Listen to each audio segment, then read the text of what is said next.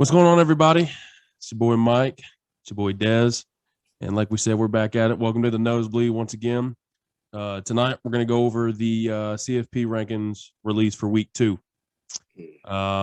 Big things happen. Me and him were laughing because we thought it'd be a dull week. Kind of wasn't a dull week for some teams. Some teams fell asleep. Some teams stayed awake like they should have. And then some teams squeaked by. We're going to go over the top 10 and kind of just some points that we kind of had in mind and how these decisions are being made, and just kind of go over, our reaction to it all. Before we start it off, Des, how you feel today? Man, I'm feeling good, baby. Hey, last week was crazy, man. Last week was just like, it's wild. Last week, it proved to me that wins do not come easy anywhere except for in Athens. But besides that, man, Yes, last week was good, man. I couldn't be more happier than how things turned out, man. So we got a lot to talk about. Let's jump into, Georgia. Let's start with number 1. Come on now. I just said it. Wins don't come easy anywhere except for in Athens. So I'll let you take this one. No, I think Georgia did exactly what they're supposed to do. I know, like, some of these teams, like I was talking to some people from back home, and they I've actually got family that's out in like the Ohio area, and I've also got friends that are from Ohio, and they were kind of speaking in the favor of, like, for example, for Cincinnati. Like, if Cincinnati's winning their games, they're undefeated, and Georgia's winning all their games. But what's the difference? I'm like, there's 2 obvious differences. Georgia's playing teams that are at their best. Look at the track record. They played Arkansas when Arkansas was ranked at the best. They were ranked number 8 when they came to Athens when we completely destroyed them. Look at Kentucky. Kentucky had the leading rushing offense in the SEC when they came to Athens. Look what we did to them. Just this past week against Missouri, Missouri's running back, awkward enough, was the leading rusher for the SEC at that time. Then you see what we do. Every week, we do the same thing. We show up, we play our game, we beat the crap out of you, and then we send you packing.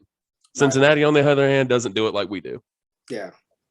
And all I really got to say is 6.6 points allowed a game. That's the first in the nation. If you can't even score 7 points against a team, ain't no way in hell you gonna win a football game. Nope. You know what I'm saying? That defense, and it just seems like as soon as you feel like you've seen them hit their peak, it's just each and every week. They just proved another one. It's like, hey, by the way, we can do it without a couple of starters. Let's just put in some new people and then let's get it.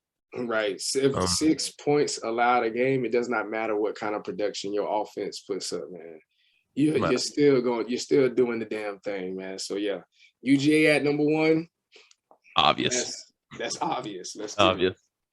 This next one, interesting again, which I say it's interesting because I just laugh because I could close my eyes and not even hear that they're releasing this. I could be under a rock and guarantee that it doesn't matter what type of year it is.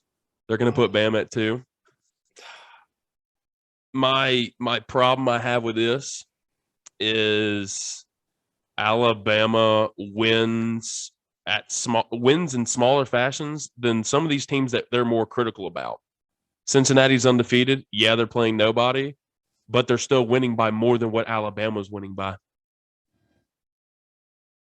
You're telling me Alabama can rush for 6 yards against one of the worst teams in the SEC? 6 yards. 6 whole yards. 6 yards. They That's ran the same for, amount they of ran points for the that same amount Georgia's of allowing. Yeah, no. Yeah, the same amount of points we allow scored on us is the amount of yards that they had. Wow. 6 of them things. All 6 of them. All 6 of them. It's disgusting how week after week Nick Saban's team is getting ranked number 2 when, let's be real, 2 through 4 are not playing like 2 through 4 teams should play. Right. If you want to be in the top 4, play like Georgia is playing. Beat teams to the point where they end up firing coaches after that game because they're trying to figure out what the hell to do. Right. You're number 2. You're number 2. And they played Southern Miss and beat them 63-14.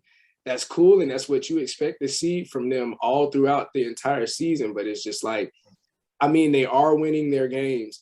but it's not the same Alabama that we're used to seeing when they're up 35-0 at the end of the first quarter. You know, and the crazy thing is to me, Des, is I've talked to family members that are Alabama fans. You know, hey, we can't pick and choose our family, but you know, they are what they are. We love them the same way.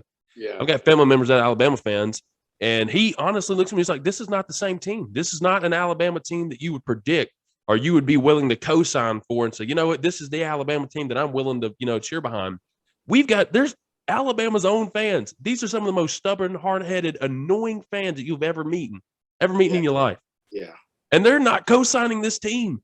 But the playoff committee is standing there week after week and co-signing for a team that is not a top 2 team, not even a top 4 team. Yeah, I wouldn't give them top 4. See, but the thing is that Alabama is only sticking around because Texas A&M. Texas A&M is who they lost to. They only lost by 3. And Texas A&M, they're helping Alabama by going out and beating these top 25 teams that they are. They're sitting at number 11 right now. Sure, they have 2 losses, but they have a couple wins that are pretty. I mean, they 10 toes about it. So it is if Texas A&M loses one more game, then you don't have to worry about no matter what Alabama does after that. It's just Texas A&M looks like a really, really good team, and losing to a good team like that's really messing up everybody else's season. That's the only reason Alabama's up there. But with this caliber team that Alabama has, my question to you is, does a 2-loss Alabama team make it to the playoff? Because they still got to see them boys from Athens that's letting up 6 points a game. Here's what I'll say. In my head, and I feel like you'll hit on the same page as me.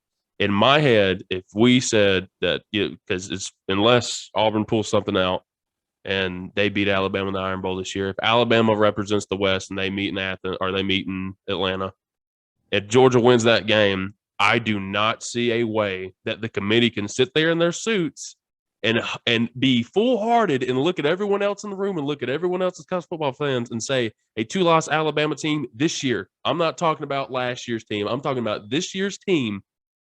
I do not see them being in the playoff with 2 losses. They are not that good. They're not even good to be in the top 4 with 1 loss. So with 2 losses, in my mind, no way. If they do it, then somebody in the committee has to give us reasoning. Like there needs to be each week, here's why we made this move. This is why we're making these moves. See, but we'll talk about something a little bit later on that'll touch on the trust that we have in the committee in their suits.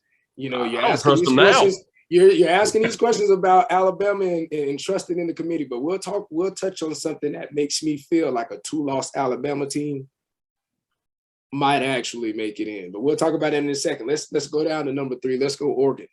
All right. How do you feel about Oregon sitting at number 3?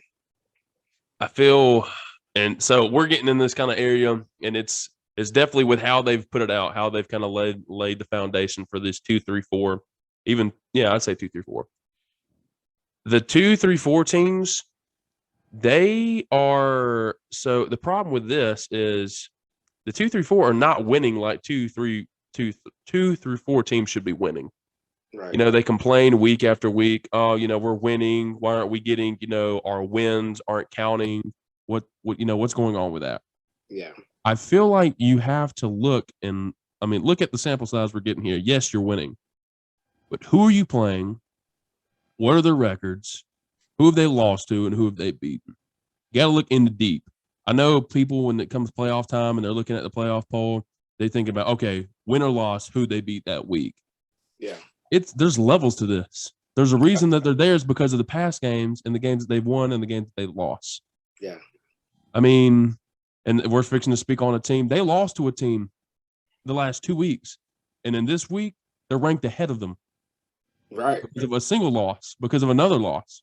Yep. So 2 through 4, especially with Oregon, Oregon's heading in the right direction, but they all gas, no brakes. They need to remove it. They need to remove every item on their team that could cost them something. They need to get rid of it, cut it off, and just be 100 miles an hour to the finish line. Because if they slip up, they're going to look like Michigan State. Yep.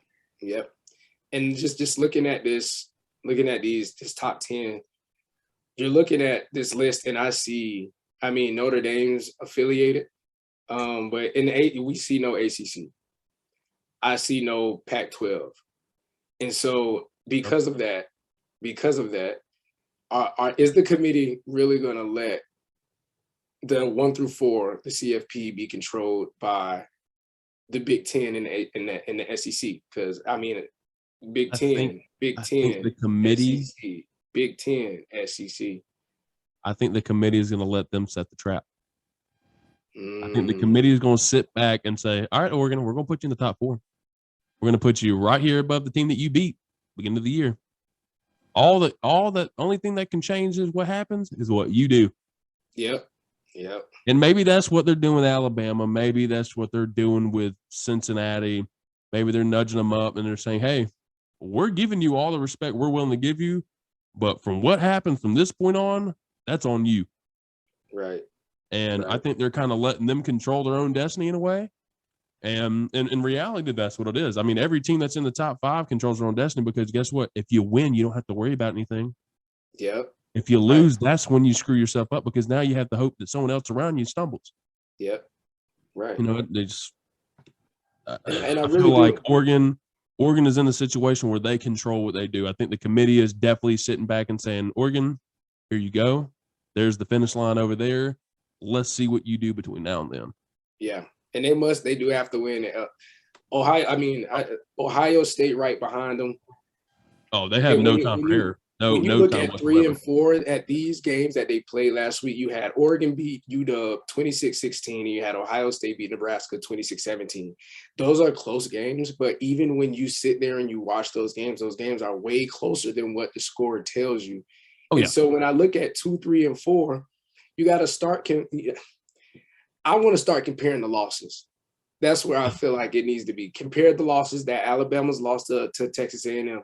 Compare that to Oregon's loss to Stanford, and then compare Ohio State's loss to Oregon.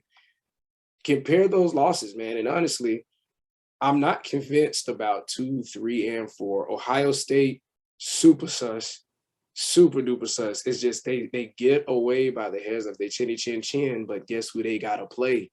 They still gotta go see them boys from Purdue. They gotta see them this week, and they still gotta see Michigan.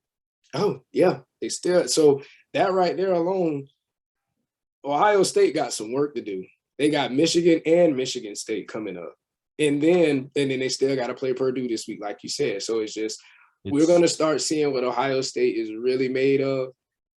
And as somebody that really loves football, I could already tell you what Ohio State's made of. Them boys are not making it to the CFP this year with that schedule at the end of this, because Michigan's sitting at 6, Michigan State sitting at 7, and then Purdue coming off of what they did at 19.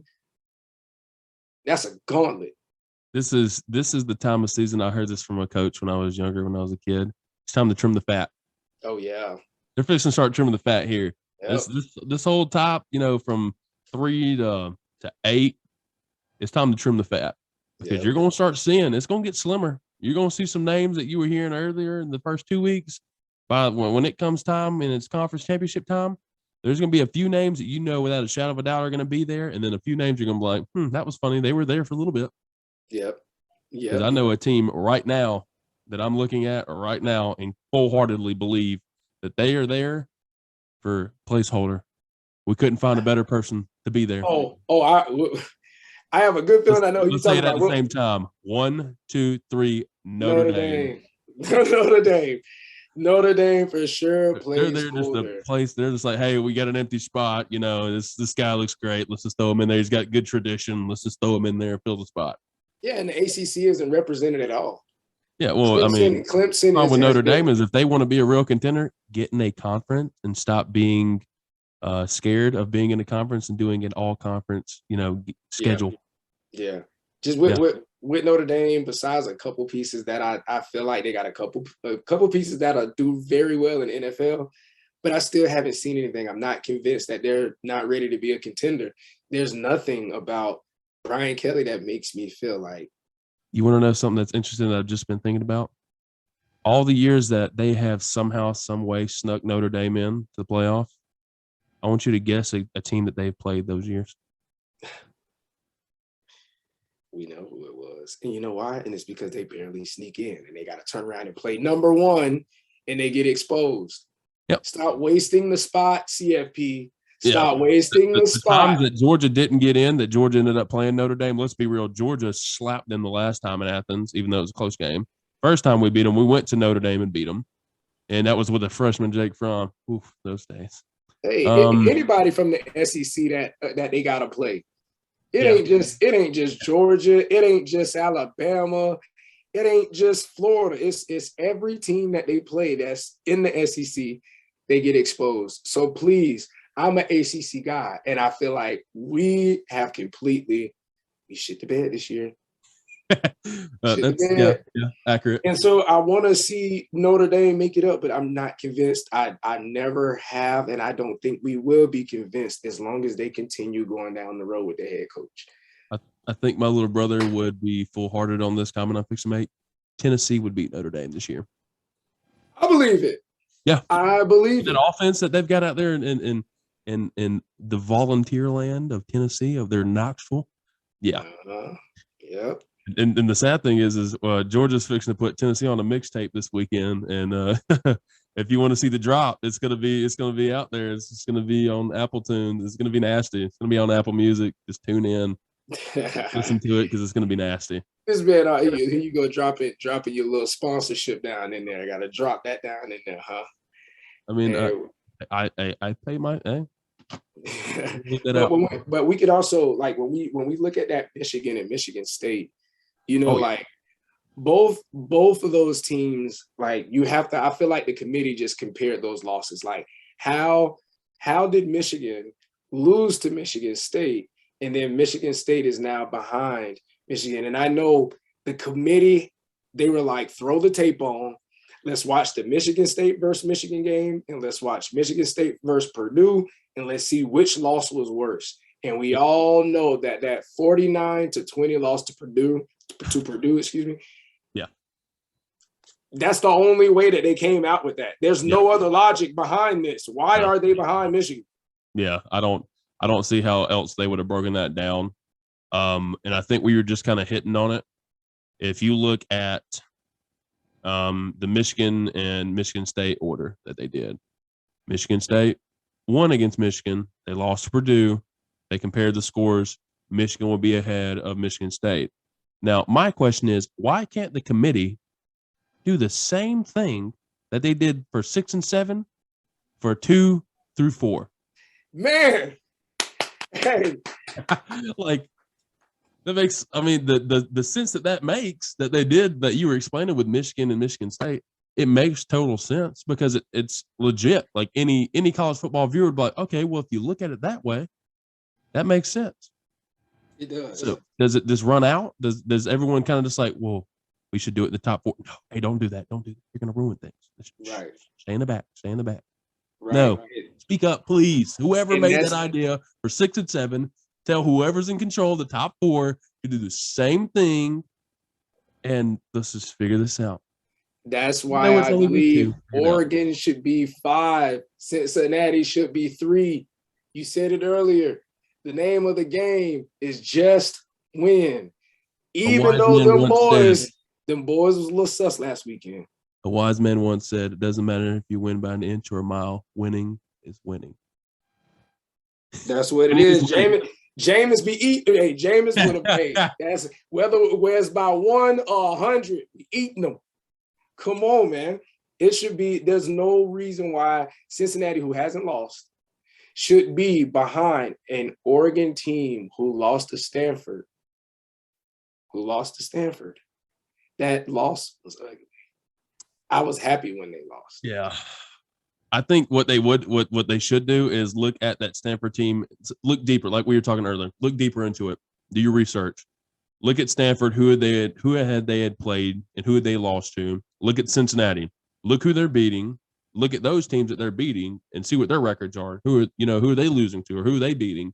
And then just draw it up and say, okay, well, if I look at the schedule right now, I think the only team that comes to my eye, and I'm like, okay, they're a decent team. SMU for Cincinnati. That's And and I get you because and SMU isn't bad. SMU isn't bad. They were doing really, really good at one Yeah. point. They were doing really good. So I'm with you on that. They got to play. They're probably going to play him twice. They're going to have to play him here in the next few weeks, and then they're probably going to have to play him for their conference championship. So they'll get a chance to beat a team twice. That isn't bad. Yeah. But will that be enough? Not only being undefeated, but beating that team twice and being a conference championship winner, will that be good enough to put you in the top 4? Depends on what conference you're in. Right. All right. So then let's do this here. Let's preview some of the games that we got coming up. I'm going to name off some of these games here, and I don't want you to think about it at all. Don't think about it. Just shoot it right out, and then we'll touch some of these games here. All right. We got number 8 Oklahoma, number 13 Baylor this Saturday. Who you got? Oklahoma. All right. I'm taking Baylor. Oh, okay.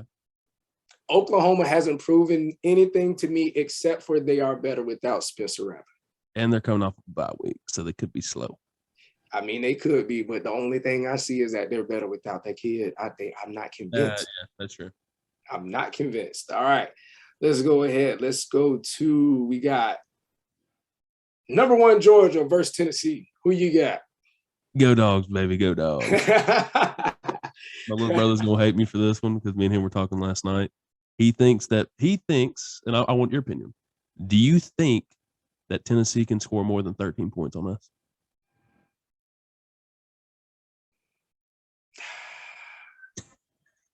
They're playing at Tennessee. They're at Neyland.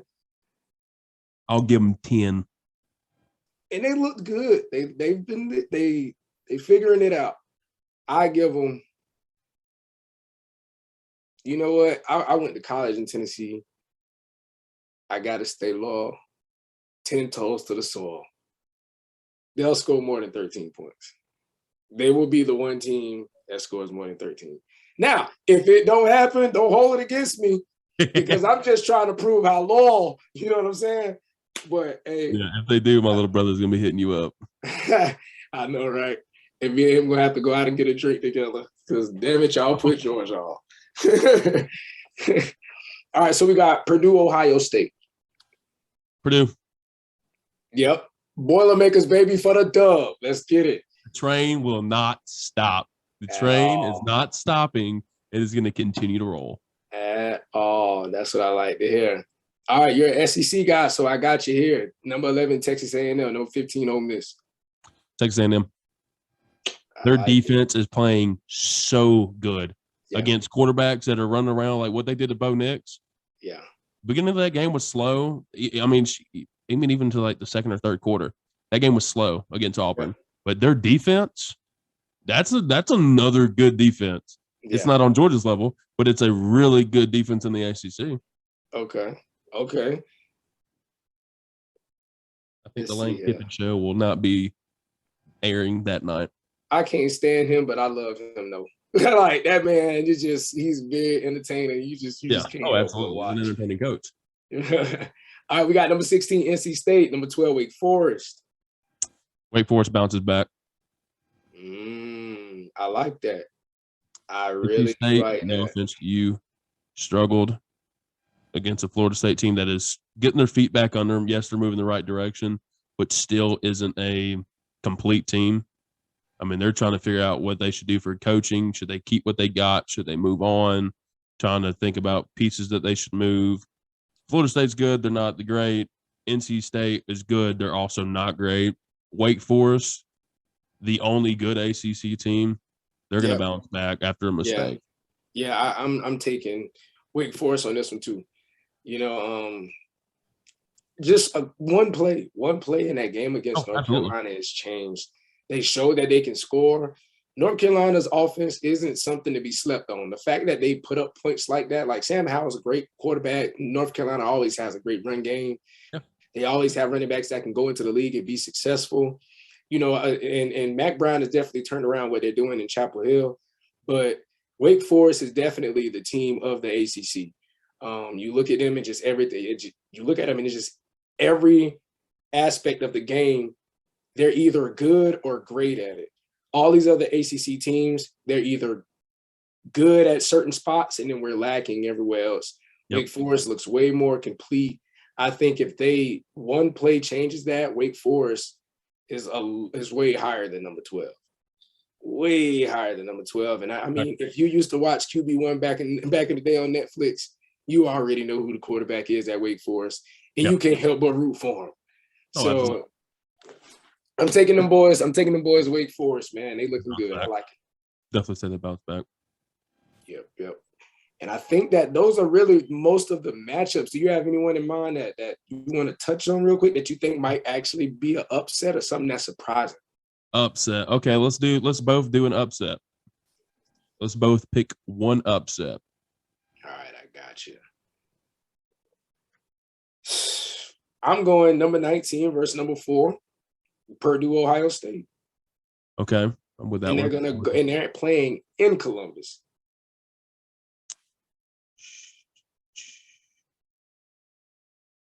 We're gonna do one better. This is just because I know they're coming off of an embarrassing loss to Illinois a couple weeks ago that shouldn't have even happened. I think that Penn State still has some in the tank. They proved it against a really good Auburn team at the beginning of the year. They made their mistakes. That's a good one. I think Penn State can beat Michigan.